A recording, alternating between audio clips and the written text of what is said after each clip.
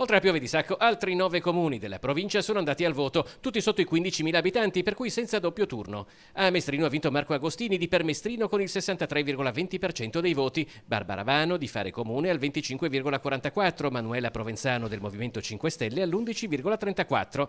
A Galzignano il sindaco Riccardo Masin di Uniti per Galzignano con l'80,49% dei voti, Claudio Conberti di Vivere Galzignano si ferma al 19,50%.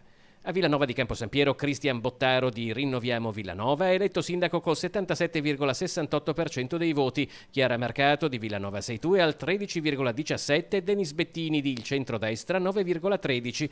A Borgo Veneto, che andava per la prima volta alle elezioni, è sindaco Michele Sigolotto di Borgo Veneto 3.0 col 71,15% delle preferenze. La sfidante Daniela Bordina di Uniti per Borgo Veneto è al 28,84%.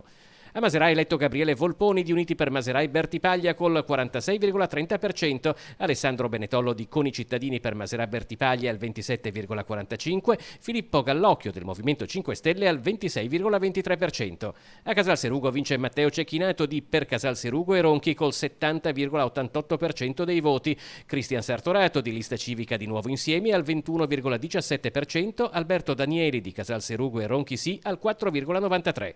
A Solesino vince Elvi Bentani di Insieme per Solesino col 34,58%, Sandro Bardozzo di Nuovi Orizzonti per Solesino è al 26,49%, Nicola Fusaro di Solesino è al 24,22%, Luigi Vanzetto, Solesino Paese Nostro, 14,69%. A Codevigo eletto sindaco Francesco Vessio con la Scelta col 57,63% dei voti. Valentina Gatea di Impegno Civico ottiene il 22,22% delle preferenze, Claudio Mantovan del Movimento 5 Stelle il 20,13%. Infine a Megliadino San Vitale eletta sindaca Silvia Mizzona con Per Megliadino Civica Vitale col 46,80% dei voti, Samuele Danese di Dignità e Rispetto per San Vitale al 34,77%, Massimo Mussolina di Uniti per Megliadino al 18,41%.